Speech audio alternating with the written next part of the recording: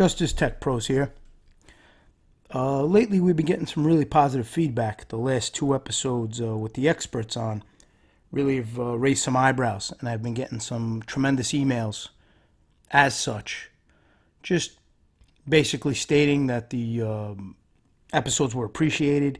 There was a lot of things that individuals weren't aware of and how things play out. And honestly, to me, that just shows, unfortunately, how the public is unaware of these things, and it is a shame because the public is the jury. So without coming across podcasts that are similar or information that's similar, they would never know these things.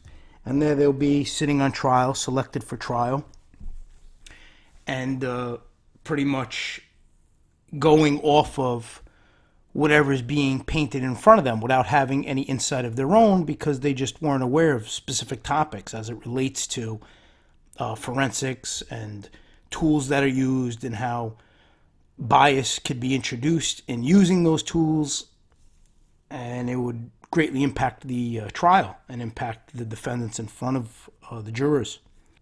My hope is that as time goes by and more episodes are put out, on this format at least and at this platform, that those listening will gain the insight they need and will have an eye-opening experience where it relates to this type of information, just to give them a little background on what takes place and what goes on. Because it is important, because as we already discussed in past episodes, the whole innocent to proven guilty is a bunch of nonsense in plain English. I mean, that's just the way it goes. So all defendants are already starting out behind the 8 ball and fighting an uphill battle from the second they're indicted. And they're already dealing with that predetermined prejudice that if they're sitting in court, they're guilty of something. And it's unfortunate, but that's reality. Regardless of what the system says, that's the reality of it. So a defendant has to fight all those things from inception, and their family and so on. This is our 20th episode, which I'm happy about as well. Things are flowing pretty nicely. I think the topics are flowing into one another. And I think on the grand scale of things, it's creating a good atmosphere in the sense that people are starting to understand the entire picture. And I don't believe it's coming across as at least I hope it's not coming across as somebody on their, soapbox just trying to promote agenda. I try to look at things in an analytical sense and in a logical sense, using common sense. And I truly hope that's what's coming across. A couple other things with this episode. There's really going to be no theme. It's really just a few things that I've experienced. I've been busy with work and busy with different cases. And a few things personally, that's been going on that I wanted to kind of just discuss a little bit about. One thing is recently Ruckus Radio, which I really admire the guy Rich. I got to say, whenever he does a story which he feel could impact myself or family, he always tries to give me a heads up about it, and obviously my first reaction is I don't want any stories read or talked about that affects a family, a family member or members of a family or anybody that I think would get affected by hearing or reading information about their lives. And that's just with anybody. I mean, I don't think anybody or any family members who are going through something that's playing out in the media really want to read about it and hear about it. They say, a lot of the authors say things that are inaccurate. They say things that by being inaccurate, it's frustrating because you just want to, redline the entire article and say this is wrong, that's wrong, this is wrong, this is inaccurate. But it truly doesn't matter because they're getting it out, they're circulating it.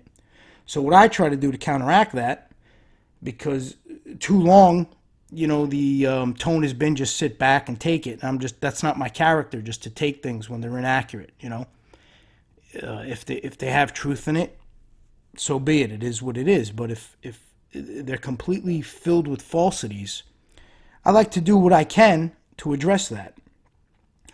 Rich, I gotta say, he has a good character in the sense he tries to just give me a heads up and ask my opinion if I want it read. Now, if it was up to me, I wouldn't even want certain things written in the first place, because you want to give the family some peace, and you want to just, they're going through hard times. It is what it is, and they don't need online media outlets regurgitating it and talking about it and giving insight. But that's not a reality. That's just how it goes. Everybody accepts that. That's just the nature of the beast. So once it's out there, I got to say, at least Rich does offer the opportunity, and I thank him for that. I want to thank you, Rich, for that. That's, in my opinion, that's a very classy move, and it is appreciated all around. But unfortunately, there's just no stopping those type of things. They're going to circulate. They're going to get out there. So I try to do my best just to address it if I do have the opportunity. And if things are inaccurate, I try to point them out. And hopefully some people understand that. When they read these things or hear these things, they do understand that there's, the old saying, there's three sides to every story, his, her, and the truth. So even if, you don't want to take my side or whoever's affected side in believing what the facts are, you should try to go somewhere in the middle, and just weigh that when you come across all the different type of information. And also just keep in mind that there are families that are affected by these things, and I wish the journalists and the authors would factor that in and would try to just make sure before they put anything out, they get their facts in order, and they don't. A lot of times you'll see snarky remarks and digs and comments like that, which are frustrating to deal with. But again, that's the nature of the beast. There's nothing you could do about that. That's just how society operates. And they like to get their headlines. They like to sell their papers. And that's just the way it goes. The general public is interested in certain topics and they want to learn about it. And I guess I have no problem with that, because that's just society. But where I have a problem is when facts are misconstrued and things are misstated and things are inaccurate, and they try to paint somebody in a poor light, or they try to give somebody second guesses about decisions that impact their life. And that's, not cool for, I don't have a better way of putting it, but it's just not cool. It's not the proper way to do things. But it's done. So it is what it is on that level. I wanted to take a couple minutes to thank Rich from Ruckus Radio Podcast. And if you don't listen to it, it's he has segments on that podcast which are interesting, where he reads different stories and different articles. One item I was thinking about, a topic, is I get a lot of emails about victims that are in jail innocently, and they shouldn't be there. And I was thinking to myself, the flip side of that coin, when actual victims are also affected, if somebody's accused of murder or somebody's accused of some heinous act and say they're innocent and they're in jail, there's still the more important fact, or equally important fact, I should say, that there were actual victims of those cases and families. And it must be so confusing and really terrible for the families on the other side of that. As terrible it is for those who are facing the system and facing with being put away in jail or being accused of something they didn't commit, you have the family of the victims on the other end. And they're probably confused. I mean, you have a prosecution team, a state team, that's telling them they have the person, this is the person guilty. And obviously the family's going to be filled with hatred and animosity and pure disgust with these defendants. And if the person's innocent, it's just a terrible mess that, the prosecution, the state, the U.S. attorneys are creating, because they're painting somebody, they're really not giving closure to the affected victims' families. If they have somebody who's not guilty of something and they drill in their head that they are, it's really just a horrible situation to be in, because, I really feel terrible for the families. They're not getting any closure. They're sold that this defendant's guilty. And then if they are innocent, things are reversed, but the family was so ingrained to believe that that person was guilty, they think that justice failed them. And that's such a flawed system to have that. It's really a terrible thing. My heart really goes out to people who've experienced that on both ends. And they're not to blame at all. Who's to blame are the ones bringing the charges, the ones who are going and getting the indictment without having the facts together. And today, with all the technology and all the tools, all the forensic aspect, that really should never happen.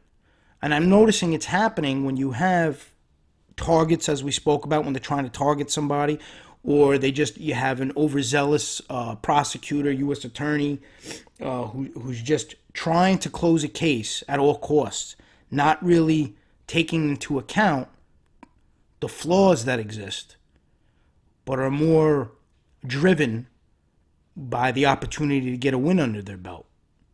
And that's a really dangerous combination. And how do you stop that? There's really no way of stopping that. I mean, that's somebody's nature. If that's who they are as a person, they don't want to look at the facts. They just want to look at the headlines, and they want to look at the convictions, and they want to look at making sure whoever's in front of them is guilty. There's no way of stopping that. The only stop you have is on the defense side, to prove that your client is innocent and to do your best to do that. And it just goes back to the state, the government. They don't really have to prove the person's guilty. That's not how it works. It's the other way around. You got to prove your client's innocent. They walk in the courtroom, they're guilty. Now you have to fight it and reverse the thought process of the jurors, of the public, of the judge. It's a huge battle. And people don't grasp that. We touched on this on a prior episode about how they just come in there and they assume the individual in front of them is guilty. And when you reverse it, because, if you look at it from that standpoint, that would be a whole different ballgame. People would get a fair trial if that's how it really worked. But the reality of it's reversed. And when it's reversed, it's 10 times harder to get justice. Because you have to overcome so much. You have to undo the damage done before you even start trial. All the headlines, all the talking, all the online groups, all the online gossip, all the comments and all social media. You have to undo all that. All of that prior prejudice you have to undo. And I was reading an article that a colleague posted on LinkedIn. And it ties into a whole theme of no accountability and how they ruin people's lives. The headline, it came from the Daily Beast. It actually came out yesterday, February 4th, 2020. And the headline was, DA says couple accused of drugging and raping up to 1,000 women did no such thing. Ex-DA made it all up. So now, without even reading the whole article, I'll read certain excerpts just to give you a picture. A California prosecutor is dropping all charges against a doctor and his girlfriend, alleging that his predecessor manufactured allegations that the couple drugged and sexually assaulted up to 1,000 women. The stunning turn of events comes a year and a half after the case against Grant Robichaud, I hope I'm saying that properly, an orthopedic surgeon who appeared on the TV show The Online Dating Rituals of the American Male, and substitute teacher Carissa Riley exploded into the headlines. So basically, you have a new prosecutor come in looking at this case and figured out that it's a nonsense case. That they ruined these people's lives because of an overzealous, ill-informed prior prosecutor. It goes on to say the prior district attorney and his chief of staff manufactured this case and repeatedly misstated the evidence to lead the public and vulnerable women to believe that these two individuals plied up to 1,000 women with drugs and alcohol in order to sexually assault them and videotape the assaults. As a result, the complete case review I ordered beginning in July, we now know that there was not a single video or photograph depicting an unconscious or incapacitated woman being sexually assaulted. I mean, and that goes to show they get out there, they give these statements that are wrong. They say they have certain evidence that's not accurate. And I've experienced that firsthand. They'll get in bail hearings and they'll say they have all this evidence that's just not accurate. But then it's on you to try to prove that. In this case, you actually have a prosecutor who seems that, just from reading this guy really he believes in the justice system. I mean, I commend him for going in there, looking at the facts and saying there's no case here. These people are being wrongfully accused, and then dropping it. That's what you need. It's like I always say, regardless of your opinion on prosecutors, if you have somebody who's fair and just, that's all you want. You want them on the side of the law, going by what's fair, going by what's just, and making decisions based on that. If you don't have the evidence, there's no case, get rid of it. Rather than force the evidence and twist things and then constantly try to clean up any mistakes you made. And the pair's attorney, he says it. The mere filing of this case has destroyed irreparably 2 lives. And that's the truth. I can only imagine being accused of something that heinous when it's not true. That your life's over.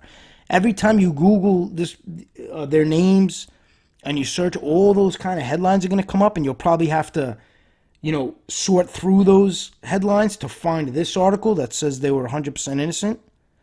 So imagine they go for a job, or I don't know, they're opening a business and somebody Googles his name and all of those things come up about them raping 1,000 women.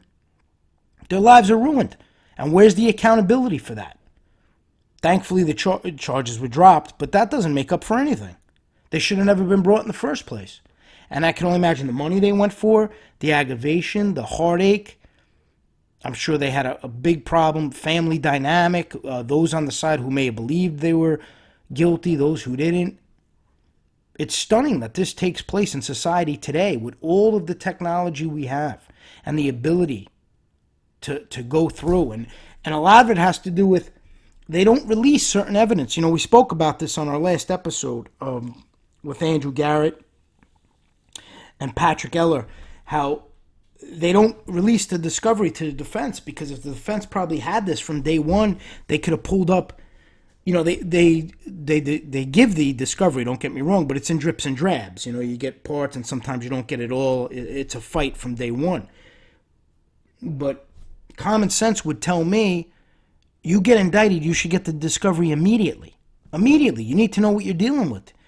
And a lot of it's a ton of information, a lot of overwhelming information. So you want to dive into it right away. You're going to need all the time in the world to go through it and make sure these accusations being made are accurate. And when they give it in drips and drabs, here's a prime example. It took 1.5 years. I don't even think the defense got that. The new prosecutor went through it and decided to drop the case. If the defense had it, they would have pulled the phones, and I'm sure went to the judge and said everything they're claiming is inaccurate because there's no videos of what they're claiming. None of that exists. And I don't think people are aware of that. I think people believe when you get indicted, you're handed all the discovery, which is basically all the evidence against you from day one. But you're not. You're giving it in rounds. A lot of the time on the federal level, you're giving it in rounds. And you get round one throughout the whole case. And they could just keep giving rounds, like rolling rounds right up until trial. And how is that fair in any sense of the word? How can you get discovery, say, a month out of trial? What if you need to investigate? What if you need to hire a private investigator to confirm, say, a statement that's made by an alleged witness, and you have a month to do that? How are you going to get that done? How are you going to get that executed? The government has all the time in the world, the resources, and the personnel, and they have the information from day one. Shouldn't that be given to the defense from day one, since you're already behind, trying to fight your case? You're already on the back burner. You're already starting late in the race. You have to play catch up throughout the whole time until trial comes. You're playing catch up. You're trying to understand everything that they had to build their case. Some of these investigations, say they go on for 5 years, 10 years. The last one I was part of went on for 20 years. A 20-year investigation. So for 20 years, they've been building and absorbing and understanding all the evidence, all the supposed evidence and discovery. And now they give it to defense counsel on a rolling basis. And let's say, you're 2 years out from trial. You have 2 years to get up to speed, but you're not getting everything within that at the 2 year mark, at the beginning of the 2 years. So you'll get a piece a couple months in, then another piece a couple months in, then another so your time just gets shorter and shorter to digest everything and to go through all the evidence.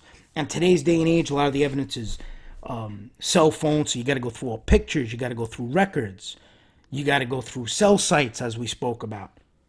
So you're handing all of that to a defendant on a rolling basis to prepare for trial, and you could give it to them, a month before trial. I've even seen cases where the judge will order a deadline for the prosecutor. Well, you have to give discovery by this date, which is maybe a few months before trial, and they don't give it. They'll still keep it rolling, and there's no repercussions for that. How is that allowed?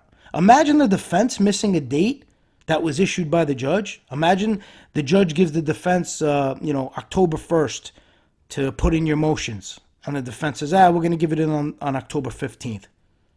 Guess what? Your motion's not getting read. They're going to say you missed the deadline. That's not allowed, but the prosecutor or the attorneys of the state, they're allowed to miss deadlines. I've seen it happen. The judge will set a deadline. All discovery has to be included by this day. Everybody's on the same page, and then months go by, weeks go by, and more is coming in. And now you're playing catch up. And you try to raise the issue, and it's not even acknowledged. It's like not a big deal. Well, they missed the deadline. What are you going to do? These things just make zero sense, and they shouldn't make any sense to anybody out there. Whether, hopefully, nobody has to deal with this type of, listeners don't have to deal with it. But the reality is, a lot of people do. A lot of families do have to deal with the justice system. And to just think that you have to, wait it out to start preparing for your case, and your defense team has to wait it out. You just have people sitting waiting to get more information. Say you go through, you get round one discovery. You go through it, you dissect everything, you're prepared. Now you may have 2-3 months for the next round. It makes zero sense. It should all be given. This way the defense team could strategize, allocate who's going to take what, manage who's handling what aspect of it, and have each member of that team execute their part. You have a lot of audio. Say you want to designate certain members of your staff just listening to the audio, picking up anything helpful. It's a rushed experience when it really shouldn't be, because from the time you get indicted to the time trial is, you do have usually, some time. And the general public thinks that, they'll think, they have 2 years to prepare. That's really not true, because you're getting things so spaced out that you don't have that kind of time. You may have gotten round one when you got indicted, but now you've done that. Within a month, you have that all done. You have it all outlined, dissected, pulled apart. You understand it, but now you're waiting for the other rounds, round 2, round 3. There was something like 20-something rounds the last case I was on.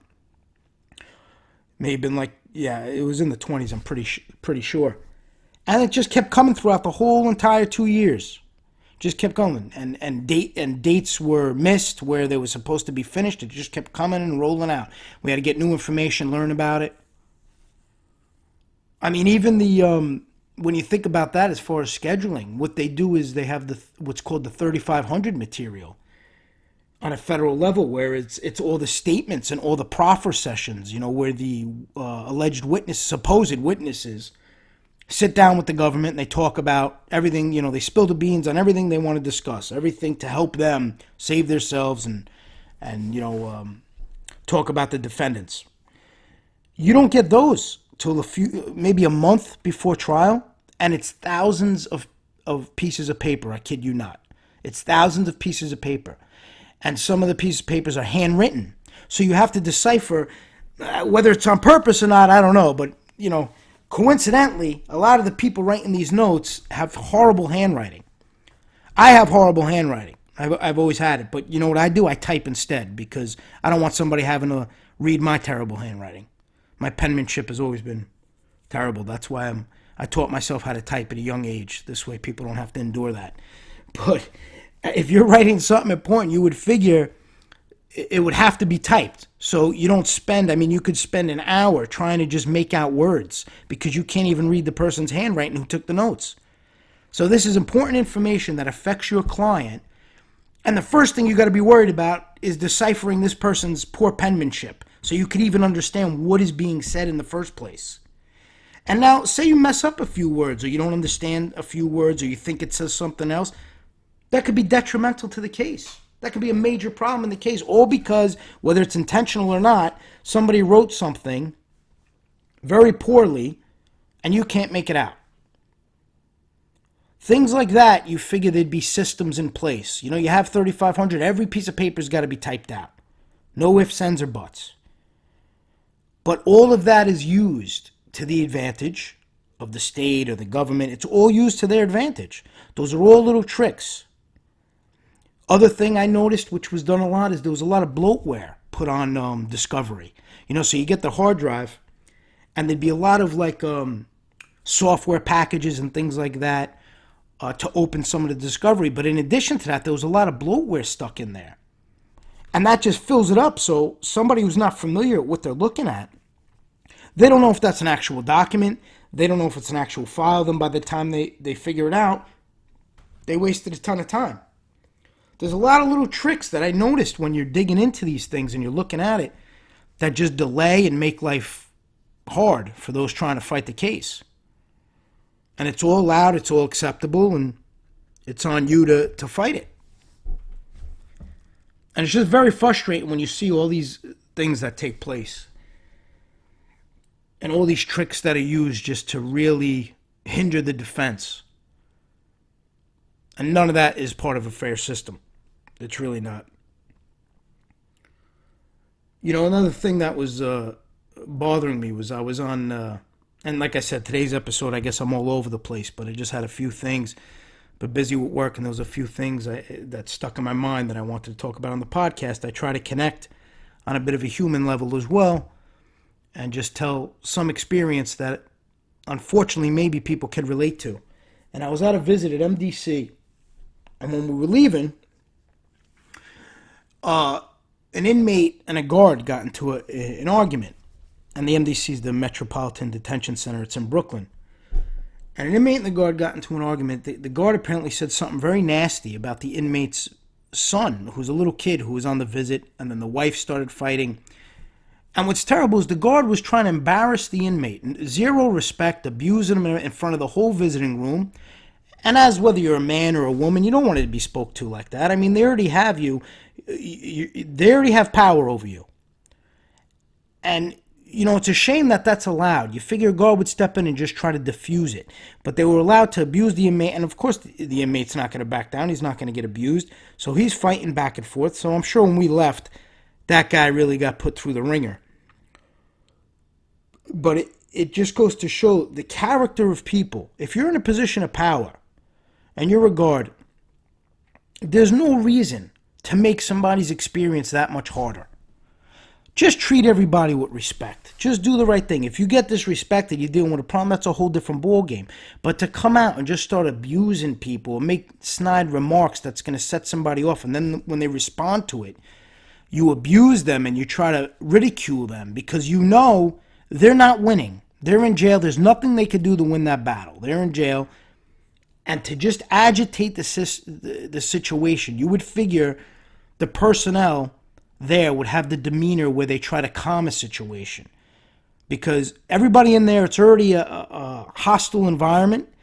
You know, emotions are already high. People are meeting with their loved ones. They're facing trial, whatever the situation may be. You're dealing with, you know, people who are accused of a crime. Some are guilty. And it's just it's an intense situation. Why would they have somebody with the character that's so combative? Somebody that's looking for a fight rather than just try to diffuse the situation. Somebody that's nasty and has a miserable attitude. Why would that even be in the picture? You know, I can't understand those things. If I ran that type of facility, that would be the last type of individual I would want working for me. I would want people who are serious. They know how to deal with a situation. But they're not going to agitate things. They're not going to abuse people. They're not going to create drama when there doesn't need to be. They're not going to create conflict. And they're going to try to keep the tempo nice and smooth, nice and slow. And when I saw that, regardless of who was right, who was wrong, me personally, I think the guard was 100% wrong because from what I heard, and I even heard it, she said something nasty about the little kid, and he was 2 years old or something. And of course, the mom got upset by that, which I don't blame her. She's defended us. And then, of course, the inmate got upset. That's his family. And rather than try to diffuse it, she tried abusing the inmate in front of everybody, just mocking him, trying to goad him almost to do something so that they could really put the screws to the guy. And I guarantee nothing happened to this guard. I guarantee, she'll still be there on visits, still with the miserable attitude, still with the nasty attitude. I mean, even me, when I go there, I always try to be a gentleman to people, regardless. I'll try to, say thank you. There's no response, no acknowledgement at all by a lot of the guards. I'm not going to say all of them, but a lot of them. And I just laugh to myself because you're in a position where you have to deal with people. It may not be an ideal situation, but there's nothing wrong with having a little common courtesy and a little respect and a little bit of manners where you just reciprocate. If somebody says, "How are you?" you can answer back, "Very well, how are you?" But none of that takes place. You try to say those things and you just get the blank stare. And I just find it amusing because they're in a position of power there. So it's almost like they're on a power trip. Rather than just trying to do their job, accept that they're dealing with people, try to make things a little easier for the families. I'm not saying you got to be, with a big smile on your face and, doing, making jokes. That's not what I'm saying. No, just be a little pleasant. You're dealing with the people. You don't got to be miserable and you don't got to agitate the situation. You don't got to create tension unnecessarily. There's already enough tension in the room. Families are going through a lot. Inmates are going through a lot. You don't need to enhance that. Zero reason for that. That just tells me you have poor character. You're a miserable person. And that's who you are as a person. You just like to do those things. And you want to be in a position of power to abuse somebody. And it's just, to me, it's ridiculous. And it's very frustrating. I mean, seeing that, I was very frustrated. And I really did feel for the inmate. I felt for the mother of the child, because you don't need to deal with that. It's already stressful. Going there is already stressful. I mean, anybody who's visited a loved one, it's stressful. There's a ton of people. You're fighting for the vending machines.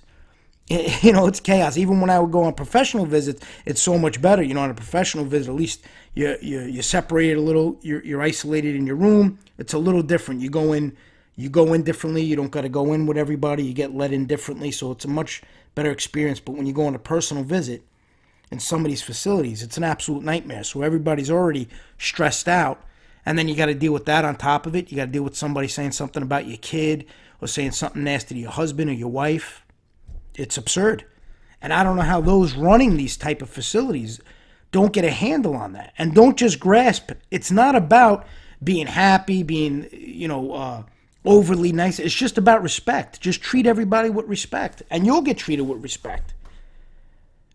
From my experience, I very rarely see an inmate or whatever they may be there for. I very rarely see, for no reason, starting a fight or starting an argument with a guard. I've never witnessed that once. I don't think it's in their best interest to. So I find it hard to believe that would just happen from left field. Something has to kick that off. So if I'm running that facility, I would make sure those in charge and those who control that would do everything they can to minimize those type of situations. But I don't know, that's just me. That's how I try to conduct things, even in life. I always treat everybody with respect. I try to, even if I'm not, there's plenty of times I had to work with people I wasn't crazy about, personally. And if it was personally, I would probably tell them, what I had to tell them. But in a business relationship, you got to put those feelings aside and you got to get the job done. Same concept there. Just get the job done. Whether you like individuals, you don't, just get the job done. And don't add anything that's going to disrupt that. And speaking of working with individuals that, you may not get along with, it's important for a trend I notice when I got involved in this business is a lot of the defendants, unfortunately, are hands-off. And what I mean is they'll give the case to their attorneys and they'll rely on everything the attorney's saying and they're just, let them kind of play it out. And as an individual, where I've experienced it with family members on the personal side and also on the professional side, I honestly highly advise against that. You want to be involved. You really do. You want to see the dynamic of your team. Because I've experienced it firsthand where you may have a member of the team who's really a disaster, and they're almost shielding themselves with the other members. They're trying to utilize the other members of the team to either make themselves look good or not do the work that you paid them to do. They'll try to pass the buck a lot, and that's when you really know you're dealing with somebody who's there for a payday. You want to hold them accountable. Where I talk about accountability on the other end, you want to hold your team accountable. If somebody tells you they're going to do X, Y, and Z, and you paid them to do X, Y, and Z, and you may have 2 or 3 attorneys on the case, and you find out they're trying to hand off to a younger attorney or a different attorney the tasks that they promised to do, to me, that's a problem. It may not be a problem for others, but to me, I have a problem with that. If I hire you specifically to do a job, I don't want you handing it off to somebody else. Otherwise, what am I paying you for? And I experienced that, but the difference with my personality is when I'm dealing with that, if I'm dealing with somebody who's toxic, or I'm dealing with somebody who almost as time goes on, I realize they really don't know what they're doing, and unfortunately, I was hoodwinked where I thought this person was capable of handling the assignments, and then I found out as time went on it was really just BS and they're not. I get rid of that person. I don't want them as part of the team because everybody's going to suffer. It's going to bring down the dynamic of the attorneys involved. It's going to bring down the morale. They're not going to want to work as hard because in their head they're going to say, regardless of what they're doing, just human nature. If you don't want to work somebody, you're going to be disheartened. You're going to be like, I don't want to deal with this person. I don't like them. They're miserable. They're making my life harder. So if you see it's really that kind of effect on the team, you got to drop them.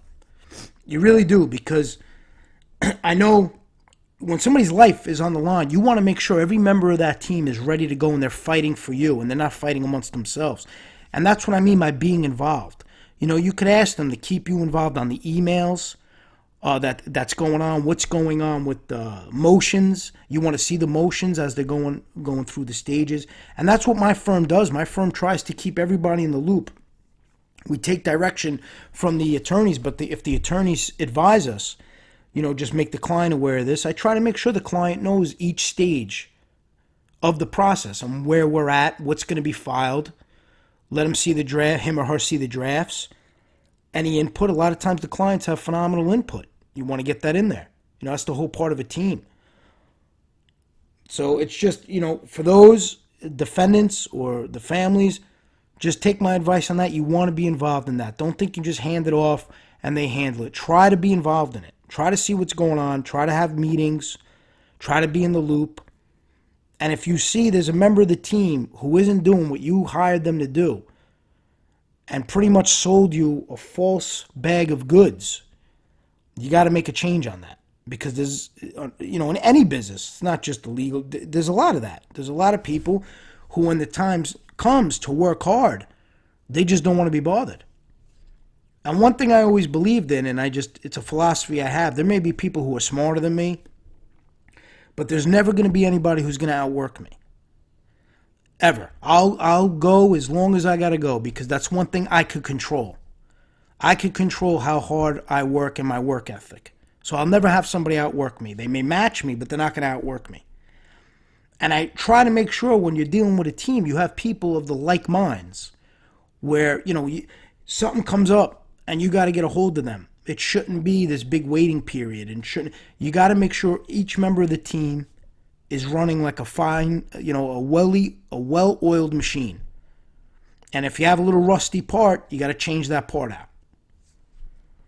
And I tell you from experience, I've experienced it and I've seen how as trial came close, one of the members of the team almost like fell apart. It's almost like they imploded. They were concerned about trial. They couldn't. And then as I was asking things, when you're dealing with something and you know all the information, you know right away if somebody's BSing you, if they absorb the information, if they understand it, and if they're going to execute. You know right away when you talk to them. You know if they're trying to pull the wool over your eyes. So the second I saw that, that's it. That member's got to go. And when I saw the interaction with other team members and even co-defendants counsel, and I saw really nobody wanted to deal with this person, they got to go, because that's going to hurt you. That's going to hurt you. Everybody's got to work together on a team. And again, you don't got to like each other. That's not what I'm saying at all. But when it affects your dynamic, if somebody's that toxic, that's a big problem. That's a big problem because every member of the team should be able to work with one another, even if they don't like. But when you have that one person who just can't work with anybody, there's always a problem. They're gossiping about other people. I mean, even that alone, when you're in a professional environment, who gossips? Keep that nonsense at home. Get the job done. Go gossip on your own time. I don't want to hear it. Even as the defendant, I don't want to hear about another attorney not doing this. I don't want to hear about that. Just do your job, and I'll manage everybody, and I'll make sure everybody's doing their job. When you start getting an individual who's doing that and creating problems, they got to go. Because your life's on the line. You cannot be distracted with that utter nonsense. Your life is on the line. So you got to do whatever you can to make sure you have a prime team ready to go when that trial date comes. And I know sometimes it's difficult because you may have given them money and then you're out that money, but you have to look at it. First off, you're not out that money because there's ways of getting that back. You could even go on the internet. You could search if you have an attorney who conducted themselves unethically or breached contracts. So there's ways of getting that back. It's a process. Don't get me wrong. It's a process.